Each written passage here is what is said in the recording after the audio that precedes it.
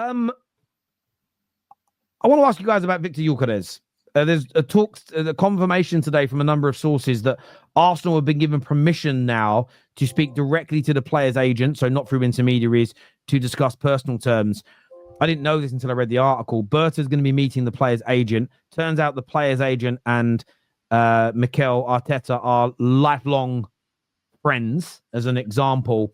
It feels like this one's really picking up pace. I think, you may have a different opinion on Gyökeres, but I think all three of us would agree that he's a very good striker. Does he fit into the Arsenal team? The reason I'm asking that is I've seen some gooners online say he's not good enough on the ball. He isn't really what we need. We need more of a this or a that. How do you guys think this deal could go? If they agree these personal terms and they sign him, how big an impact do you think Gyökeres could have on Arsenal season next year? Listen, I don't think Arsenal are the most creative side in it. You know what I think of these guys. Not to say that they don't create any chances at all, but I feel like their midfield, again, Odegaard, Rice, Partey, they're not that creative. You know what I mean? Odegaard last season, you can argue yes, but he's fallen off a cliff, right? And then in attack, they need improvements on the left-hand side, especially, right? And obviously up top. But with how Arsenal are right now, Terry, with the limited chances that they get, you want someone like a Gyökeres who's quite clean in terms of his finishing, right? So I think it could work over there, innit? I think it could work 100%. But they still need more than Gyökeres, man, for me. Because I feel like if Chelsea or even Liverpool go and get a striker, they've got more creativity in their team to do more damage. You know what I'm trying to say? But anyone that's trying to turn their nose up at Gyökeres, bro, you're wilding out, man. Gyökeres is a top finisher, bro. This guy, the way he just strikes the ball, he just smacks it hard. You know what I'm saying? He makes sure it goes in. So I think it'll be a good signing for them, man. I can't lie. I have another unpopular take. Look, Terry's ready. I was like, let me timestamp the shit he's about to say.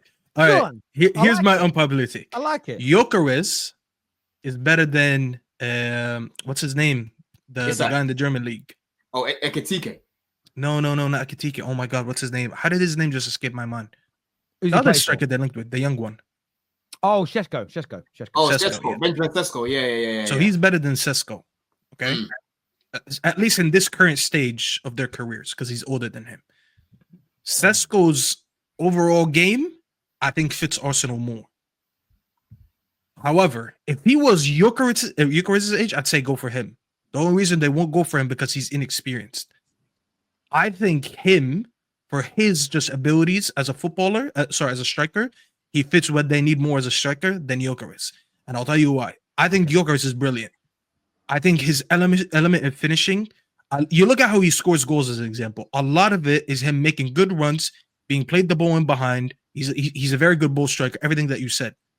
I feel like with the way Arsenal play, they kind of would benefit from having a tall striker that's good in the air. Now, Gyökeres, I don't know about his scoring catalog. I never see him scoring goals in the air like that. One of Arsenal's biggest strengths is playing in the air.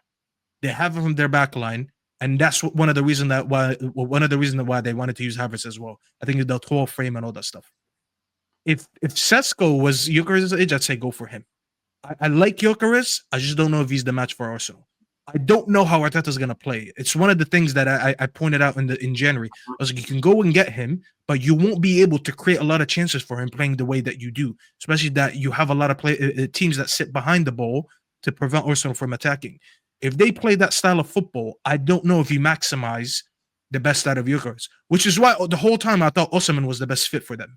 And even when it comes to United, I do want a striker that has a variety of finishing rather than being very excellent at finishing in one way. Like Osimhen is just an absolute demon in the box. If I could get an Osimhen versus a Gyökeres, I would do it. It doesn't mean that Gyökeres isn't good.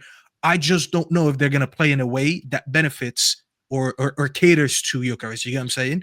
So that's the only part that I'm torn apart on. I actually want to be surprised if they do go for Sesko. I know they've been eyeing him. I promise you, Arteta really likes that guy. I don't know if it would be the right signing. That's not what I'm saying. Just for the striker that he is, I think he would be a better fit. What, you think Gyökeres links up play? Sorry, you think Sesko links up play better than Gyökeres? It's not even about the link up play. I'm not gonna lie. I'm looking at it more in terms of if you're in the box, what are you gonna do?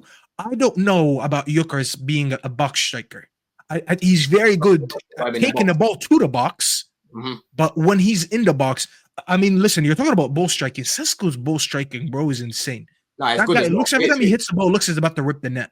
So he No, does have 100%. a powerful shot on him. Yeah, 100%, bro. But I'm just looking at how they play in it, because bro, I watch these guys week in, week out, right?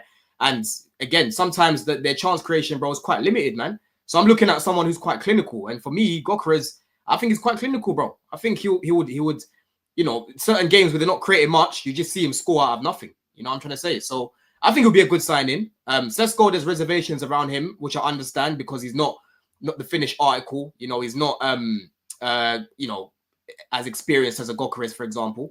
But he does have a lot of potential, because even Chelsea are looking at him as well. I don't think he's a bad player at all. But for me, I think he's a little bit further down my list if I was to look at strikers.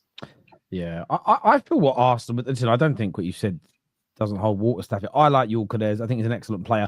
I saw a compilation someone put out that was just his last 20 shots.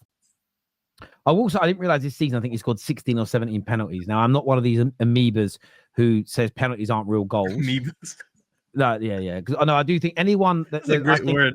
I love the word amoeba. An amoeba. I'm not one of them that, penalties aren't real goals, corners aren't real crosses, free kicks shouldn't be real assists, being good at long balls isn't an attribute. Just all that talk is just, I just sort of view things as maybe I'm a bit of a reductionist myself in this way. If people start doing analyze the way we analyze, if it's suddenly the way football has never been spoken about in 140 years, I kind of disregard it. Like it wasn't until Bruno Fernandes that penalty didn't count as goals.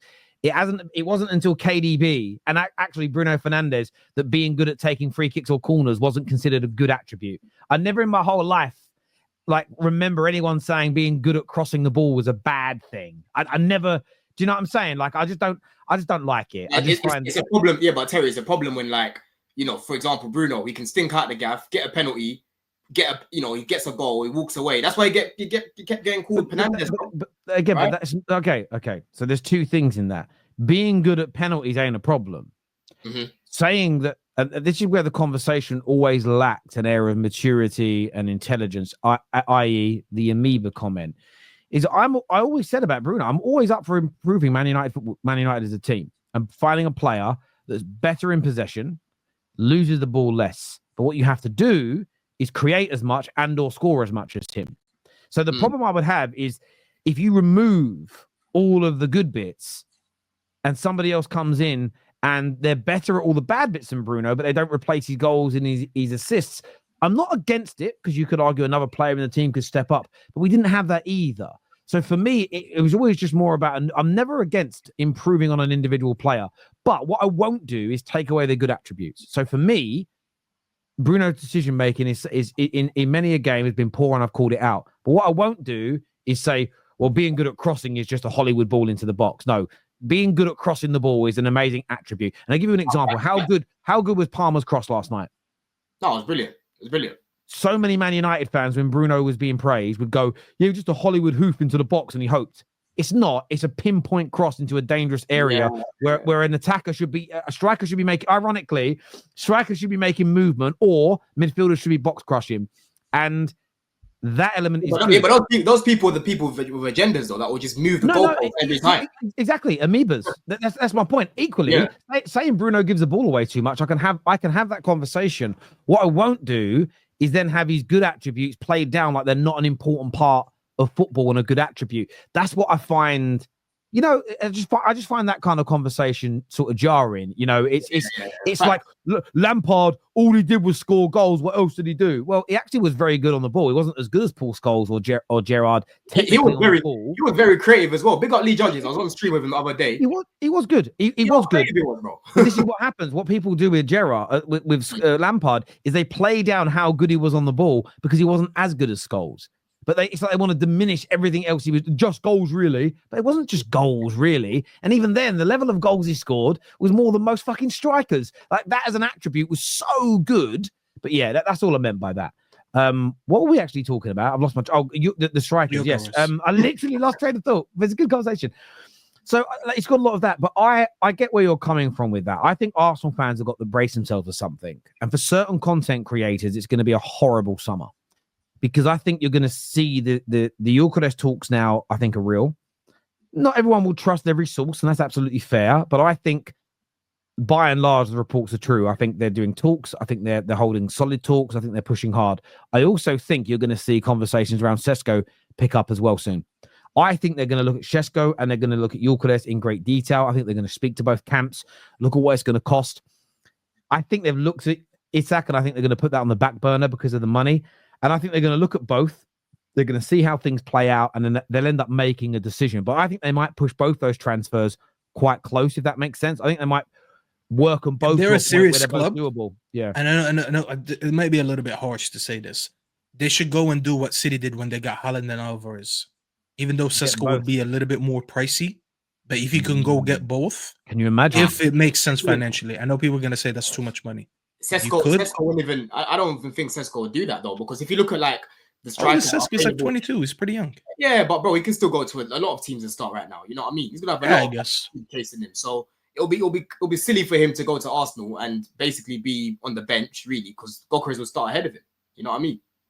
When he can start elsewhere, he can start elsewhere, bro. Maybe I'm overreaching. Yeah, listen, I don't listen. If they got both, as you say, it would be a massive statement. But there's a lot of clubs that need a striker, Terry, man. Sesko's not gonna have just Arsenal chasing him. No, I understand that. At the same time, there's enough games and enough minutes, and we were talking about Cheston in the top 6 and how much football there is, why there's all these hamstring injuries, and a big part of it is players are overplayed in many people's eyes. So, you can have, and the thing is that I think the 5 sub rule is a game changer. Because there is literally this element of, well, you're going to get on in every single game, probably no matter what. And then there's an opportunity for you. There's the League Cup and the FA Cup, which most of our clubs do rotate for. But imagine you're rotating between a Gyökeres and a Sesko as an example. It's a lot better than going from a Kai Havertz to a Gabriel Jesus. But I don't think both will happen. But yes, it would be huge.